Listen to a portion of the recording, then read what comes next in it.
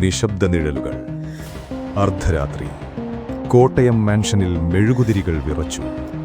മീര പഠനമുറിയിലെ രക്തക്കറ വീണ്ടും പരിശോധിച്ചു. അച്ഛൻ മരിച്ചത് ഇവിടെയാണ്.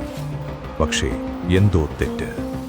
തോക്കിന്റെ കോണ്, രക്തത്തിന്റെ പാറ്റേൺ, അച്ഛന്റെ ഇടതുകൈയിലെ പൊള്ളൽ. ഒരു അദൃശ്യ കൊലയാളി ഇവിടെയുണ്ടായിരുന്നു.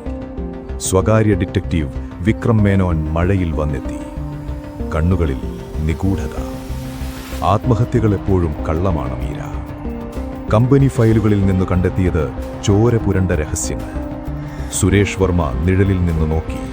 രമേശിന്റെ ചിരി ഭയപ്പെടുത്തുന്നതായിരുന്നു.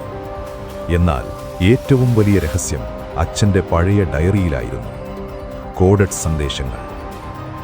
നിഴലിൽ നിന്ന് അവർ വരുന്നു. രക്ഷപ്പെടാൻ വഴിയില്ല. വിക്രം നിഴൽ പിന്തുടർന്നു. പഴയ ഗോഡൌണിൽ നിലാവെളിച്ചത്തിൽ സത്യം പുറത്തുവന്നു. രമേശ് സമ്മതിച്ചു. രാജേന്ദ്രൻ സാർ അറിഞ്ഞുപോയി. ഞങ്ങൾക്ക് വേറെ വഴിയുണ്ടായിരുന്നില്ല. കോടതിയിൽ വിധി വായിച്ചു.